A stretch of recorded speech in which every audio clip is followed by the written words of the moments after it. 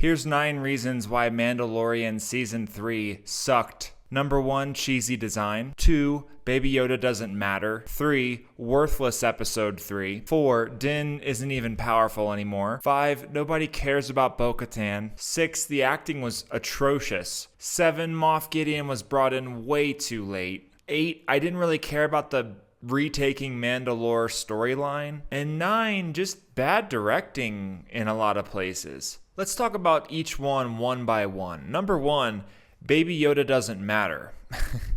Okay, so in the first couple seasons of The Mandalorian, Baby Yoda and Din Djarin's relationship was central to the story.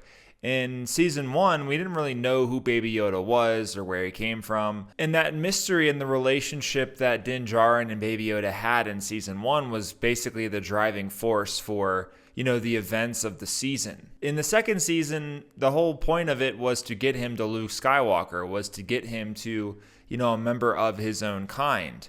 And that was a really, really big emotional payoff that we got. We, have Baby Yoda go ahead and say goodbye to Din Djarin. In this season, it was just a really dumb decision in hindsight to reunite Baby Yoda with Din Djarin. And in this season, unlike past seasons, their relationship isn't even like the core focus of the series. The core focus of this season, obviously, is the whole Mandalore storyline and bringing all the Mandalorians together. And there was no real kind of emotional weight or stakes to the Baby Yoda / Din Djarin storyline. And Baby Yoda's relationship with Din Djarin wasn't central to the story. Therefore, he didn't really need to be there, in my opinion, at all. I'm kind of getting a little sick of Baby Yoda myself. I mean, the same formula. You hand him off to somebody else while you go do a quest, and then you come back and you get him, right? Because he's a baby. He can't really do anything. And that's another thing that I wanted to talk about. Watching Baby Yoda do backflips and front flips and walk around, it just looks so horrible. It looks so cheesy. It's not believable for me. Even when he was training with Luke, I thought that was really cheesy and stupid. I can take him seriously if he's gonna sit there in his little manger and use the Force to save people. But other than that, I'm not really believing it. And there were so many moments in this season where Baby Yoda could have saved himself. I mean, this is the kid that saved Din Djarin in I think it was episode 2 of the first season from that big rhinoceros thing. I mean, he held that rhinoceros in midair as a baby, that huge freaking animal beast, right? I think it was episode 2 of this season, season 3, when Din Djarin gets kidnapped. Baby Yoda could have saved him. Baby Yoda could have killed that whatever that thing was and then gotten him out. But no, he had to go off and go get Bo Katan, who nobody cares about, and he had to figure out some way to fly that. I just don't understand that logic at all. And for me, Baby Yoda just he didn't need to be there. There was no emotional weight to that story, whereas in the first couple seasons there was a whole lot of emotional weight to their characters. Number 2, the cheesy design. There was so many times in this season of The Mandalorian where I'm looking at the design, the clothing and the costumes above all, and I'm just this looks awful. The one little foundling kid who has the mask on, who's taking his vows, I think, in the first episode, I just thought that mask looked really dumb. And the Mandalorians in general look dumb, in my opinion. They just have all these bright colors. And I think there was one moment where, I think it was episode 6, where this fish looking girl escapes with her lover. And her lover is the Admiral Akbar type. And just watching them have a little love story was just absolutely awful. I was just what is, no, this is, no, please no. Anything else but this, no. And the whole I know this is a show and I know this is partly for kids, but the design of these worlds, even on Coruscant with the New Republic and even the fighter pilots for the New Republic, it just looks cheesy. It doesn't look all that cool. It doesn't, it kind of has that Book of Boba Fett vibe with the kids, right? Riding around on their riding around on their scooters. Remember those kids? Like, that was super cheesy. I didn't like that at all. Like, this is Star Wars. Andor did a really good job with the design of Star Wars and this world, and making sure that, it actually looks like something that doesn't look like somebody designed it with Play-Doh or something, like a kid designed it with Play-Doh. Also, the pirates. Oh my gosh, the pirates are so bad. It's just awful. Like, yeah, I couldn't take any of them seriously. I thought they all looked really dumb. And it just completely took me out of the story. Number 3, worthless episode 3. Yeah, so I thought that this episode would come back to pay dividends for us later on in the season. However, it didn't.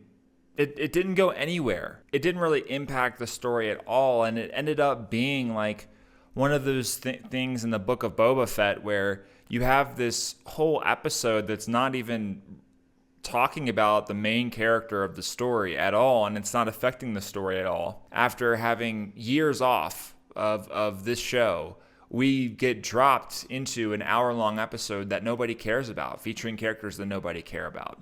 Really dumb decision. Number 4, Din isn't even powerful. So, yeah, in the first couple of seasons, right, Din Djarin's a badass. Like, he's kicking everybody's butt, especially in the first episode of the first season. I mean, he takes out a whole freaking bar full of people, right? And for me, him being a badass is central to the show. But in, episode 2, he gets captured and he needs Bo Katan to come help him. Din is an incredible warrior. It should be his show. And I don't know why they kind of made him super weak in this season. That didn't really make much sense to me. Number 5, nobody cares about Bo Katan. So yeah, I just don't like her face.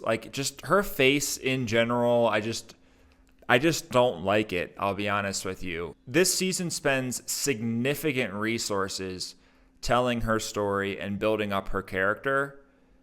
And those resources could have been spent furthering the relationship between Baby Yoda and Din Djarin, or on somebody else who's way more interesting. I know that Bo Katan is this character from the animation, but I never watched the animation. I don't care about the animation. When they're inserting characters from these shows that are super corny and kind of have these weird designs, and those anime series, the Clone Wars and all that kind of stuff, that was specifically geared towards kids. When you bring them into a live action environment, they just inherently don't look that good. They just look really kind of out of place for me. I never really understood why we needed to put Bo Katan front and center in this season. It's really her season. It's her show in this in season 3 of The Mandalorian, and I don't get why they did that. I don't care about her that much, and I just want to see Din Djarin roaming around the galaxy, kicking butt with a bunch of scoundrels. That's what I want to see. So, awful acting. Yeah, there was a lot. Bo Katan, I'm not really a huge fan of her acting. Remember the guy who's leading the new faction of the Mandalorians who she has to fight in episode 6? I didn't really like his acting either. The woman with Jack Black's wife in episode 6, yeah, she was awful as well. I thought the acting of the dude from Back to the Future, whatever the heck his name is, he wasn't that good either.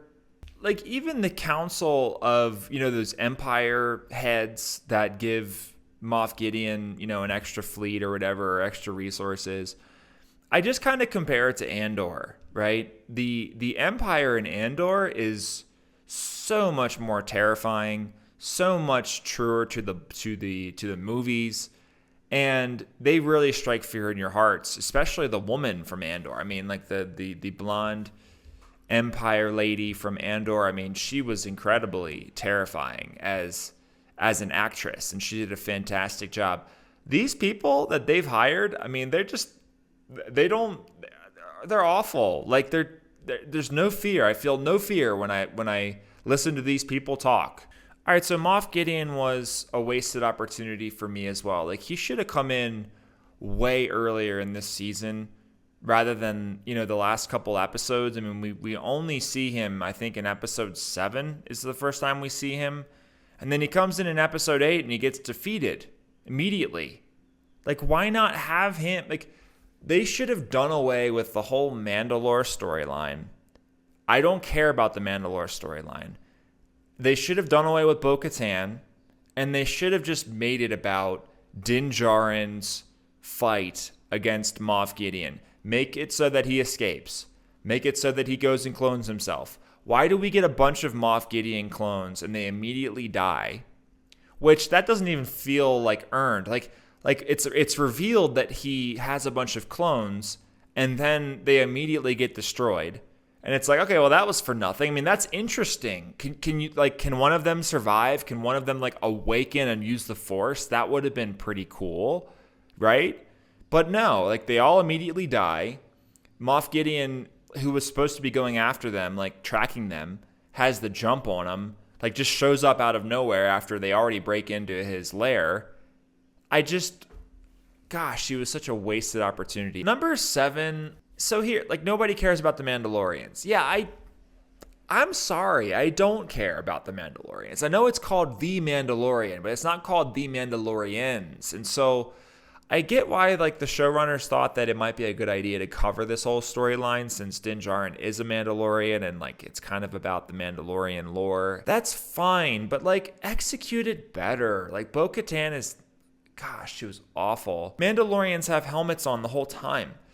We can't even see their face. So, like, how much can we actually relate to these characters?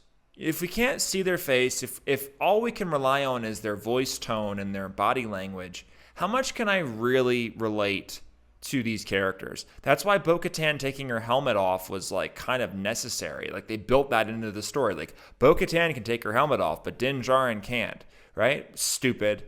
Why? Because we need to look at her. We need to, like, feel a connection to her. She's an important character. And so to be able to see her face is actually really important. And so I just feel like having an entire season dedicated to a bunch of people that you can't even see their face. One final thing. Bad directing. Episode 6 was awful. And Bryce Dallas Howard directed that. And I gotta say, I liked her other episodes, right? That she directed for The Mandalorian in season 1 and 2. I thought they were okay, but like the fight scene that they had at the end between Bo Katan and this dude, it was just really just not interesting at all and like really unbelievable and really cheesy. And a lot of the bad acting that I cite comes from episode 6 specifically. I think that like some of the timing and some of the like the creativity of the shots, the pacing, a lot of that stuff just wasn't really well done in season 3 of The Mandalorian. And I think they got to tighten that up. So that's it. Those are all the reasons why I thought The Mandalorian season 3 wasn't that good at all. It sucked. If you like this video, go ahead and click the like button. Subscribe to my channel if you want. Okay. I'll see you next time, guys. Bye-bye.